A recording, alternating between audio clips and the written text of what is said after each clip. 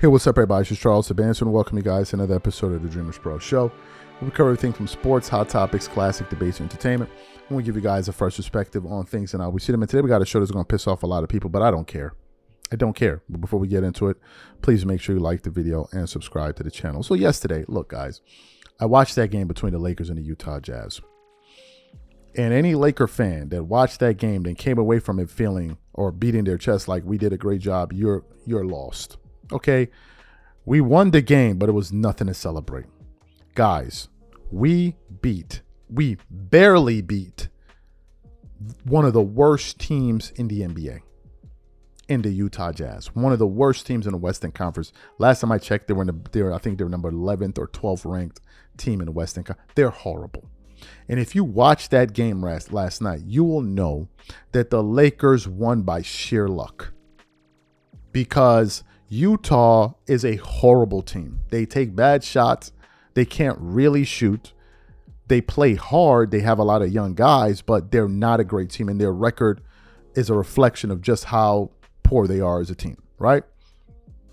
But as I was watching that game, one of the biggest storylines was LeBron's second game back to the team. Now, look, I'll say this. I said prior to LeBron's return that if he comes back and takes a back seat and doesn't try to gum up the works and just tries to fit in with what these guys are doing, that's going to be beneficial for the team. The first game, he certainly did that. I think he only attempted 7 or 8 shots in that first game. He had 11 points and 10 assists. I've never seen a double-double of 11 and 10 be analyzed as much as that game. That game was analyzed to the point where Nick Young on Gil's Arena said that after watching LeBron score 11 and 10, he decided that LeBron James is a GOAT off of that double-double. That should show you the amount of honey slinging that's been going down with these dudes, right? Going into the second game, LeBron got the starting nod. And as I was watching the game, it became painfully apparent to me that the LeBron-Luka Reeves combination is not going to work. And I think that is going to yield a similar result to what it yielded last year in the first round against the Minnesota Timberwolves. And I'm going to tell you why. Prior to the announcement that LeBron James was going to be returning to this team, I felt 99.9% confident that the Lakers were going to blow the doors off of the Utah Jazz.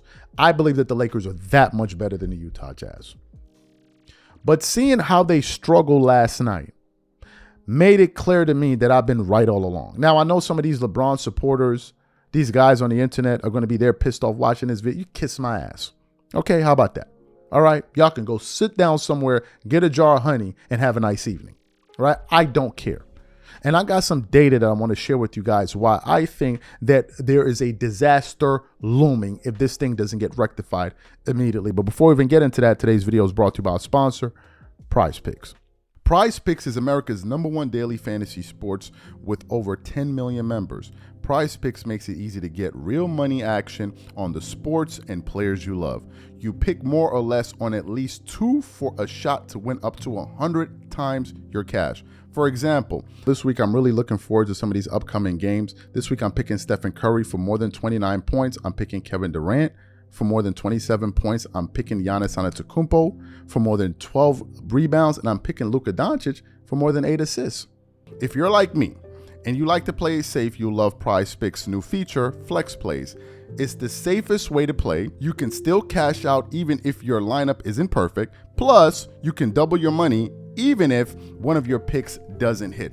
On top of this, PrizePicks puts their members first, so all withdrawals are fast, safe, and secure. When my picks hit, I can get my money as quick as in 15 minutes. So download the PrizePicks app today and use code CLNS to get $50 instantly when you play $5. That's code CLNS on PrizePicks to get $50 instantly when you play $5. You don't even need to win to receive the $50 bonus. It's guaranteed. And remember, whenever you support this sponsor, you're supporting this channel. Thank you. Great. I want to go to the box score. Beyond the fact that just looking at the game, I know LeBron fans are transfixed and fixated with statistics. Let me give you guys a damaging stat that stood out yesterday. Of all of the Lakers that started, LeBron, Rui, Ayton, who played limited minutes, Austin Reeves and Luka Doncic. Do you know who had by far the worst plus minus? LeBron's plus minus was -14. What does that number indicate, folks? That number indicates that when LeBron was on the floor, the Lakers were losing by 14 points.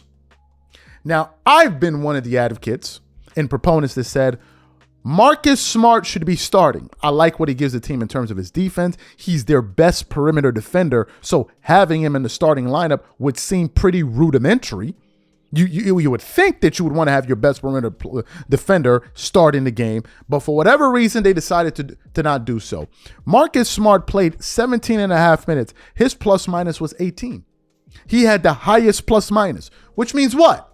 When Marcus Smart was on the floor with whatever lineup, the Lakers were 18 points better than the Utah Jazz, which goes back to my original point, which is I am not sure that LeBron James should be a starter. I'm not sure. Shout out to one of our viewers that sent me this. Huge supporter of the channel. He sent me this stat, and I want to this post that I want to share with you guys. This is from NBA Updates. It says the following.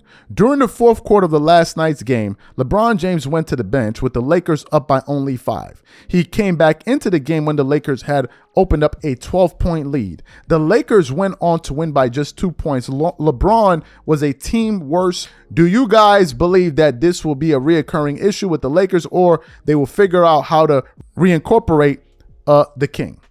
Here's my thing, guys.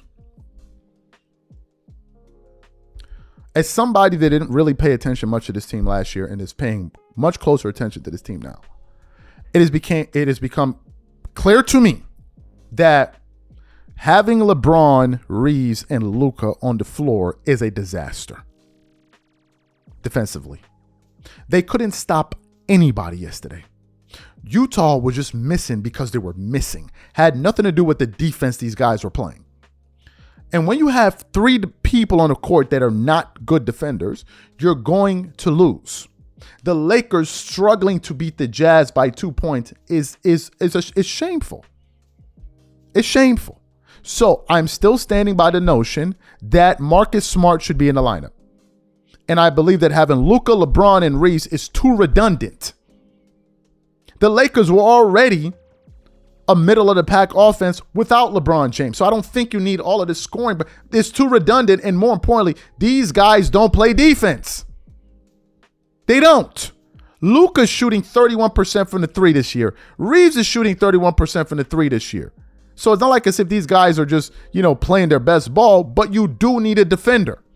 There's some plays last night. I was watching the game. LeBron, something didn't go to. He didn't even bother to get back on defense.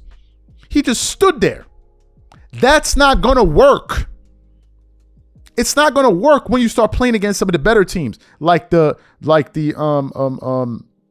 Spurs, the Nuggets, the Rockets, the Thunder. Forget about the Thunder. We're not even nowhere near in their universe. I think they're 17-1. Nobody's in their universe. So, do I think the Lakers are good enough to win games? Yes, I do. And I think they will continue to win games because we have a pretty soft schedule.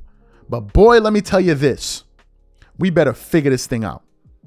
We better figure that negative play is not a joke. These are my thoughts. Whatever you guys think, please leave your thoughts and comments in the comment section. We catch you guys on the next one. I'm out. Peace.